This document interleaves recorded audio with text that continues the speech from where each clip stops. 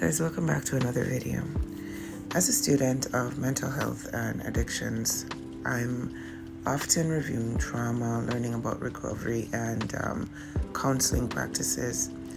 And this always reminds me that, stress mixed with unhealed trauma can really be deadly.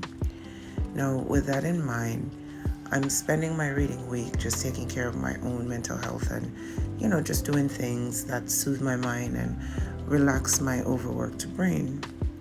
Now, I recently saw this YouTube short that had me thinking about hidden mental health issues, especially in the Black community, and how it often looks like anger or apathy or sometimes even anarchy. And today I want to talk about mental health in the community, but I want to do it with a review of a movie I watched on Netflix called Strays. Now, I want to warn you, I will try my best to give you a synopsis of the movie without spoiling it too much, but if you are the kind of person who cannot stand spoilers, then this is not the video for you, okay? And I'm going to try my best to assess the mental health of the characters, but I'm not yet a professional, so I'm just going to be trying to assess what I think is happening. Now, this is a little bit for fun, but also to further the discussion about, how we as Black people miss or just ignore the signs of mental illness and the consequences of those things. So, while I'm reviewing the movie, I will be doing some adult coloring. It's something that I find myself doing a lot lately, as it forces me to focus on nothing but the lines and the colors, and that slows my mind down quite a bit, and I can get into a mindless or mindful silence.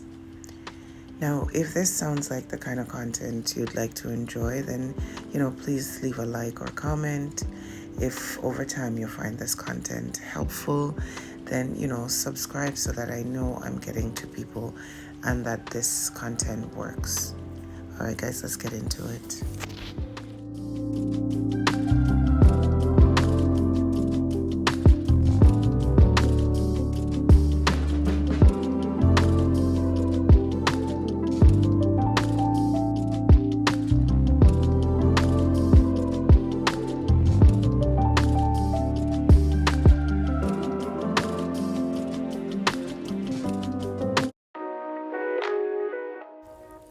So The Strays is a relatively new movie on Netflix, and it centers on this family, this woman, Cheryl, and her issues with her race and with family, her avoidance and all these issues that come off as her being a complete terrible person.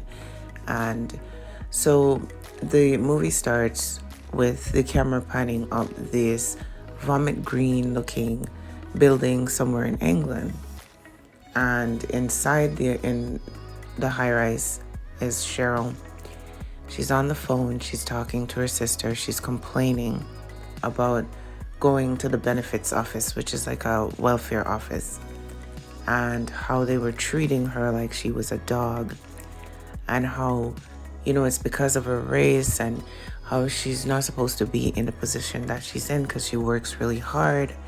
And she's talking to her sister, and her sister is really well-meaning, telling her that she doesn't need to cause trouble, and that they're dealt the hand that they are, and that it is what it is. And Cheryl's not accepting this. She's you can see all her bills are piled up on the coffee table.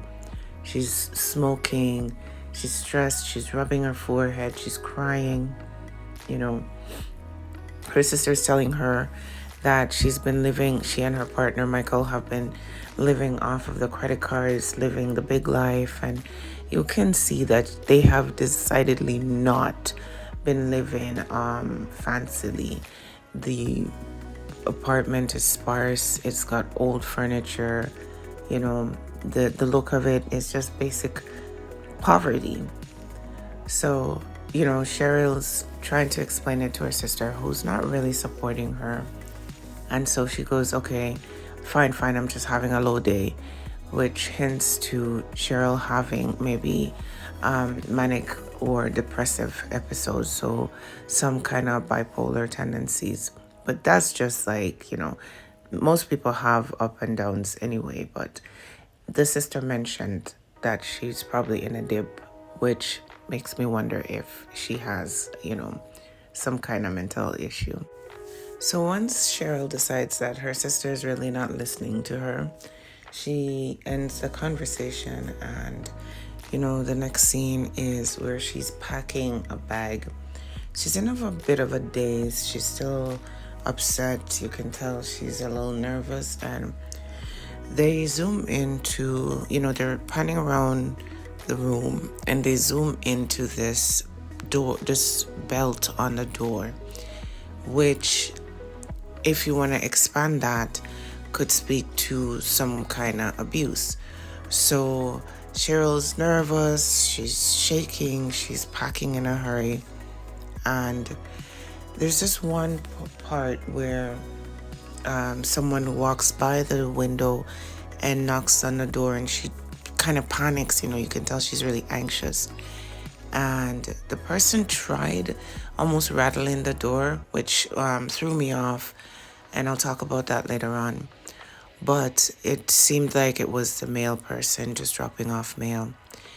And then while Cheryl's packing to leave, her cell phone rings, and she puts it away. It says Michael. And then the house phone rings, and you can hear him on the answering machine talking in a really aggressive tone, telling her pick up the damn phone and all this other stuff as she's heading out the door. So I get the feeling that Michael is a bit domineering, if not abusive, and that Cheryl's a little bit afraid of him. So Cheryl leaves, and they pan to this one jacket on the chair, I guess Michael's jacket, and, she runs away, she leaves. So my first impression of Cheryl was that she was in anguish, and she really wasn't feeling supported. Her sister was telling her to suck it up, basically, and almost like she didn't have much of a community support, because she was complaining about, the services and basic human rights, and like if she's being abused, as it was implied, then maybe, she was forced to run away. But let's continue. So the movie goes on, and it's years later, and Cheryl's in a completely different socioeconomic status. She's in a really nice posh house somewhere in England, in a really white neighborhood.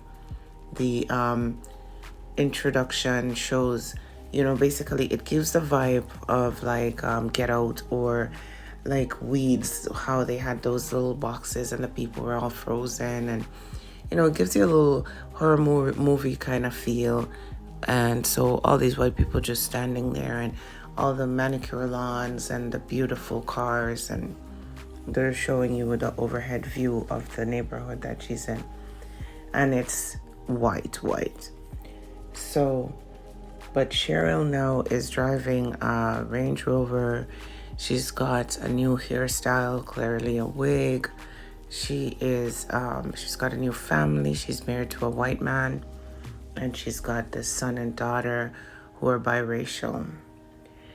And she's taking these pills, which I found they didn't expand on, but you could see that she progressively takes them throughout the movie, the more anxious she gets. So I don't know if it's bleaching pills or if it's something for anxiety, but there were these big red pills.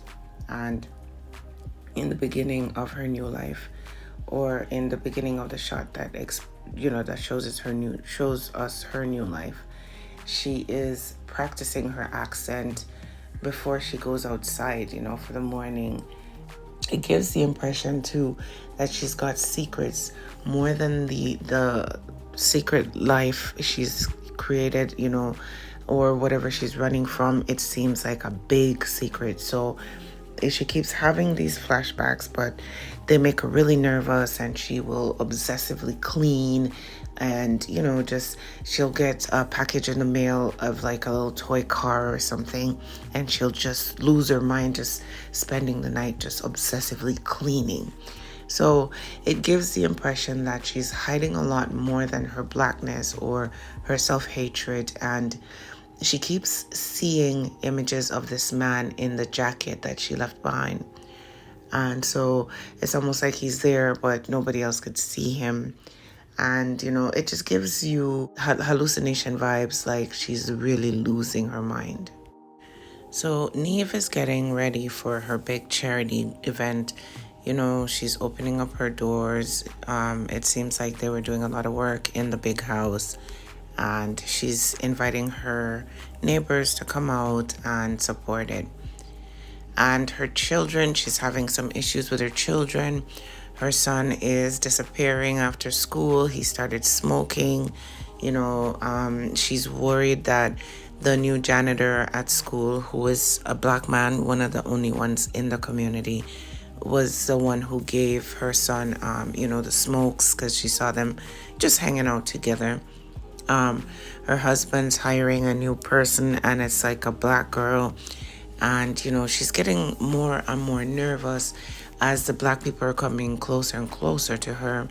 You can see her losing her cool, and like she's getting less lucid, or she's getting, I don't know, there was this one point where she had a breakdown where she thought that her house was starting to peel and become poor again, like the walls were changing.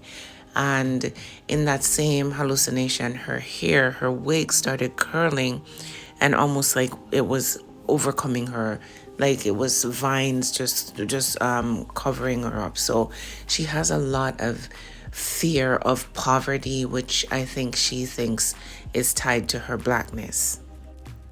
With all the turmoil that's going on and everything, it's finally the big day for the charity event, and everybody's all dressed up in their fancy clothes, and they're in the yard. And Neve is conducting her choir. She's giving her speech.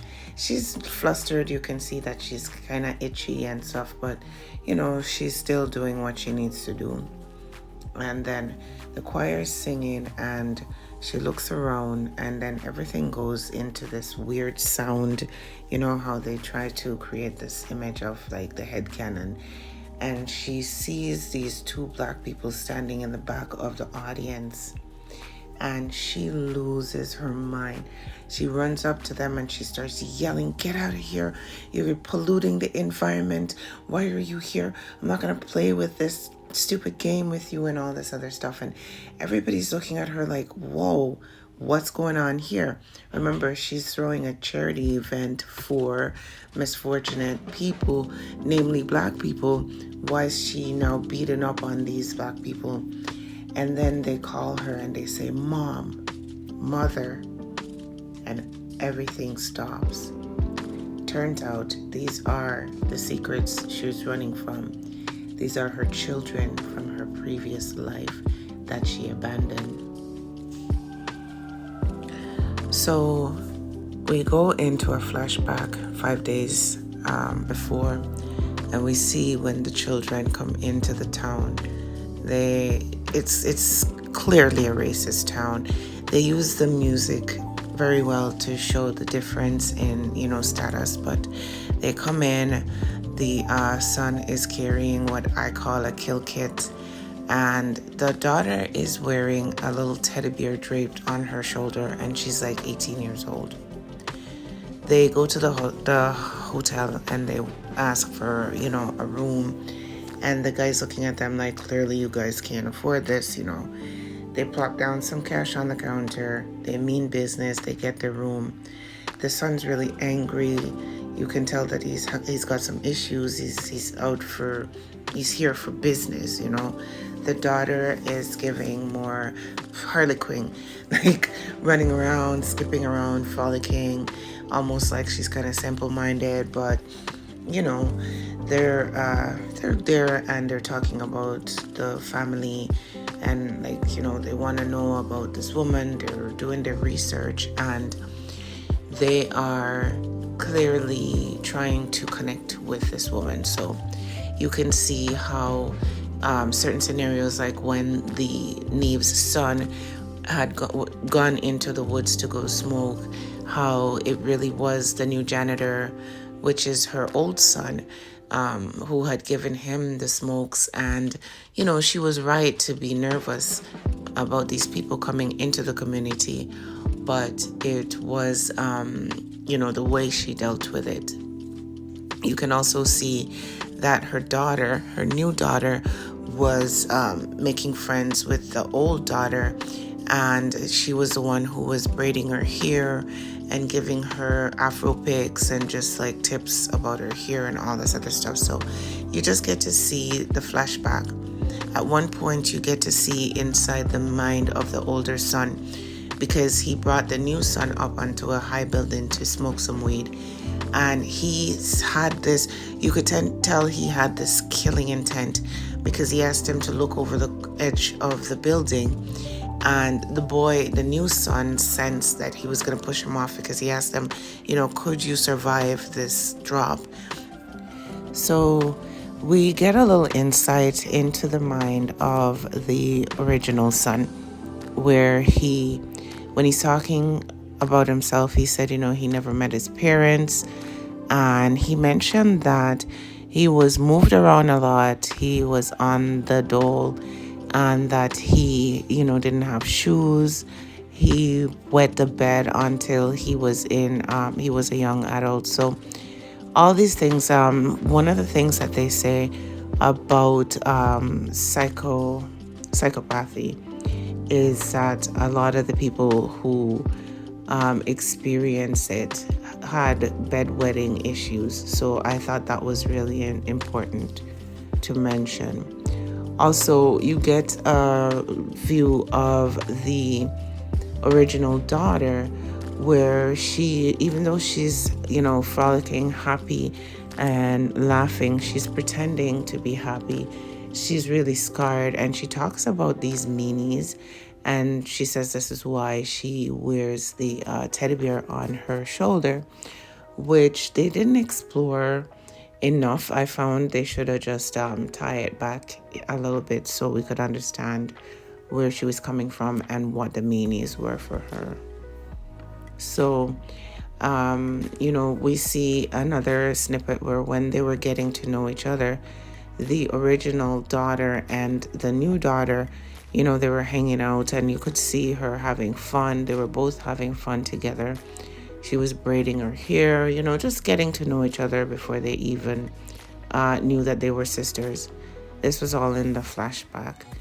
And you see at one point where the original daughter realizes that this is her sister, and that the mom was tucking her into bed and, you know, making sure she was safe, and that she was the favorite. And you could see the mood just completely shift, and she became really angry, and like really she was getting into her face, and almost like she wanted to harm her. And I think that was the time when everything changed.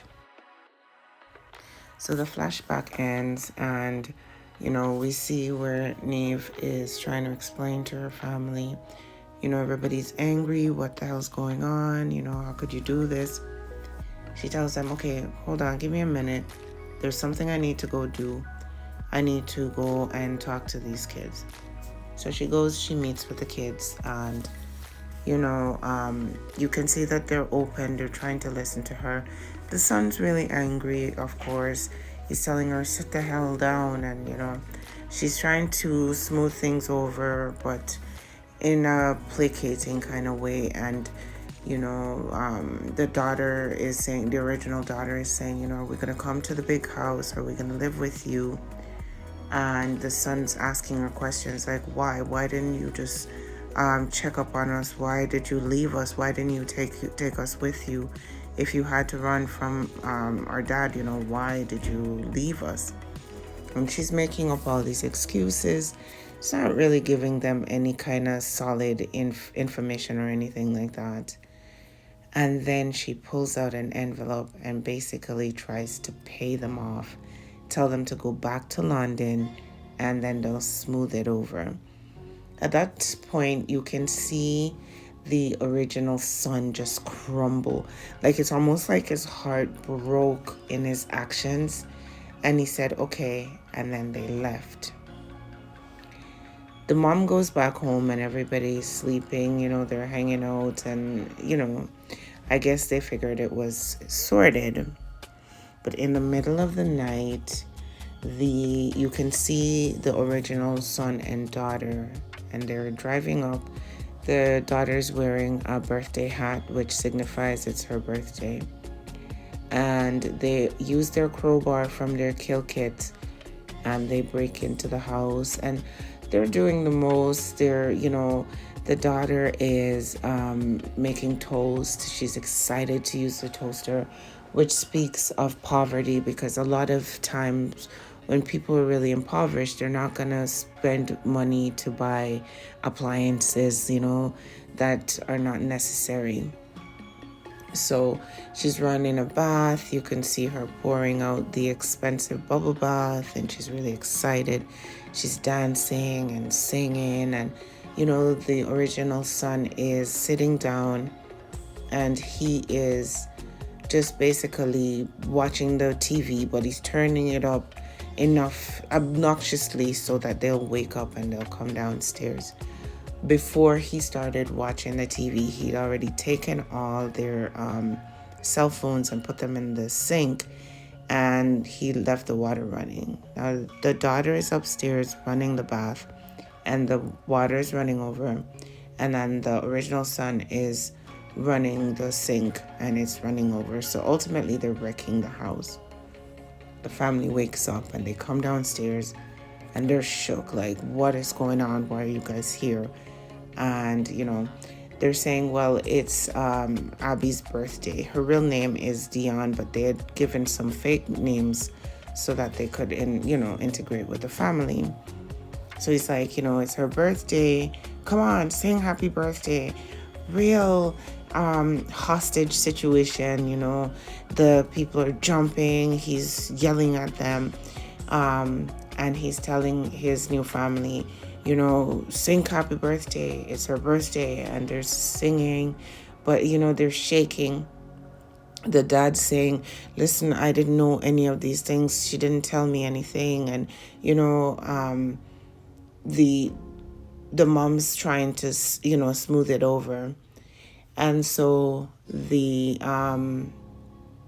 original son, he's mad at the dad because he's like, you made your bed, you're a part of this now. Then they mentioned that the mom tried to pay them off, and the whole family was shook, like, oh my God, I can't believe you did this. So it was at this point that they realized that their mom was a fraud, because the original family, they're calling her Cheryl, and the new family knows her as Neve.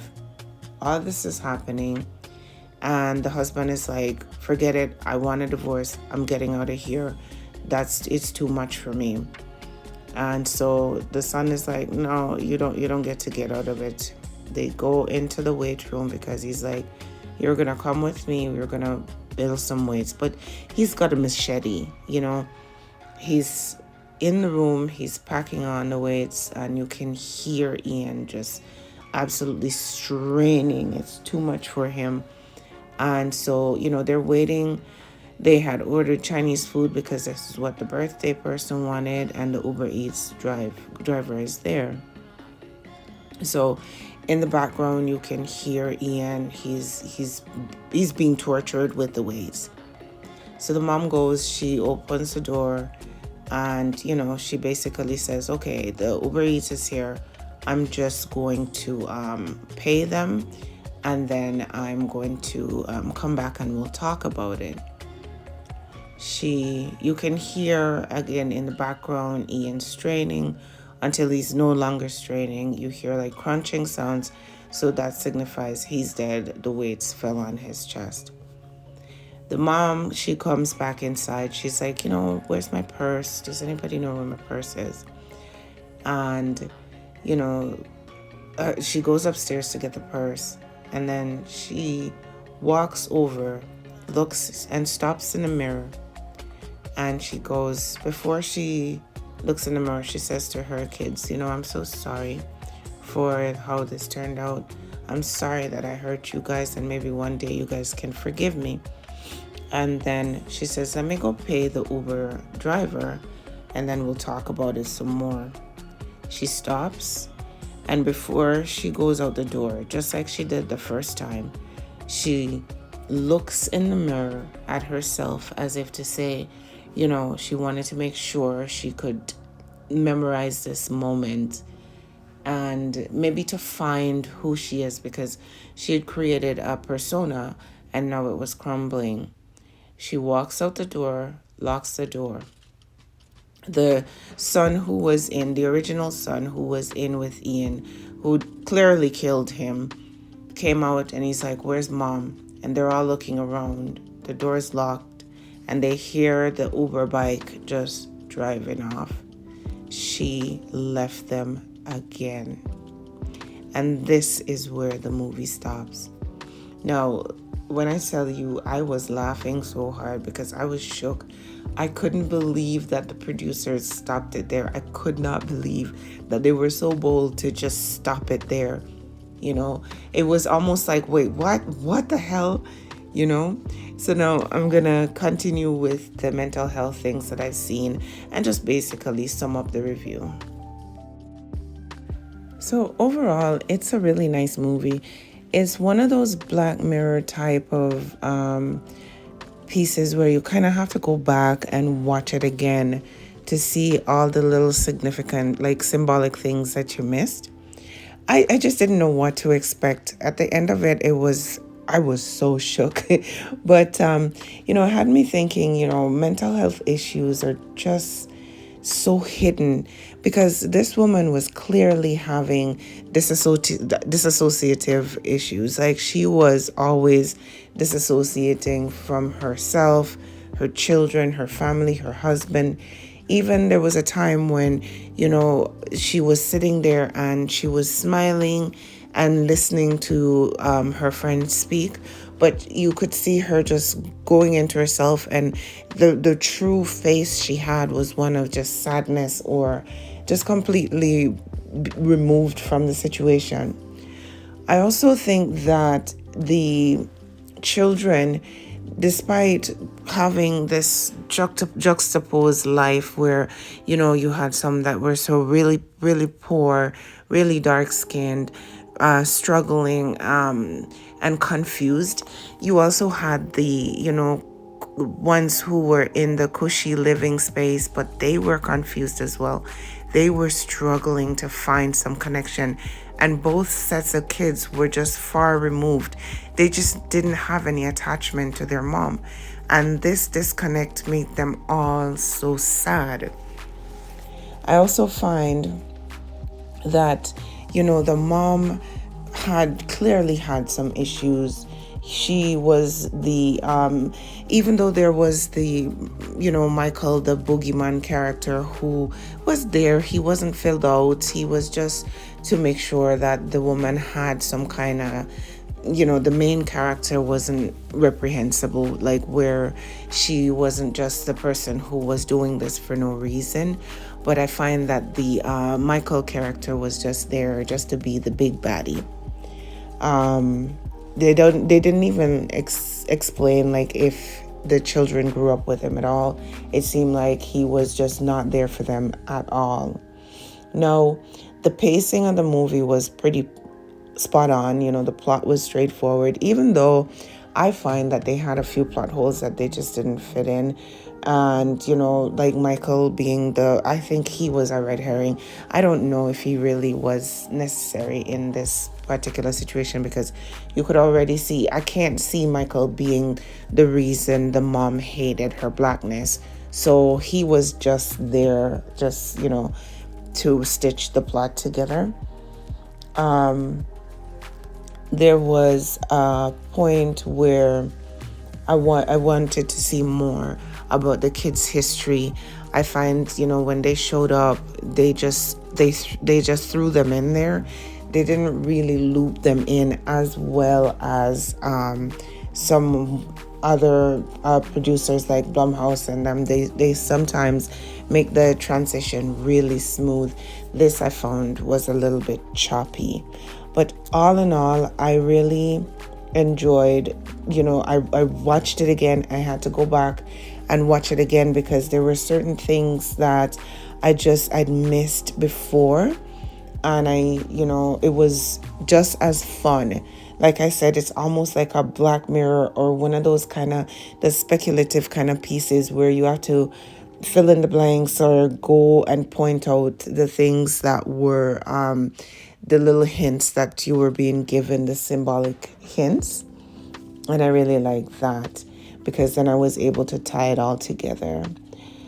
As for the mom's mental health issues, I honestly believe that she was psychologically damaged. She had some trauma bonding with her children, which, no, I think maybe the kids were trauma bonded, but the mom was so detached from them that, there was no true connection, and that's why they were all so confused and lost. And I think the mother wound that they all share now is just powerful because it shows that they're gonna now have to deal with their lives with this trauma, which is a continuation. It's almost like generational trauma being passed on, because whatever happened to the mom, she was the fragmented piece that was cutting up her children. And it's really sad to see. There was a point in the movie where she was talking to her new family and she said, we have to remember that we love each other and that this is real and that I am real. And I found that really, really telling about what her state of mind was, where she had not really attached to an identity.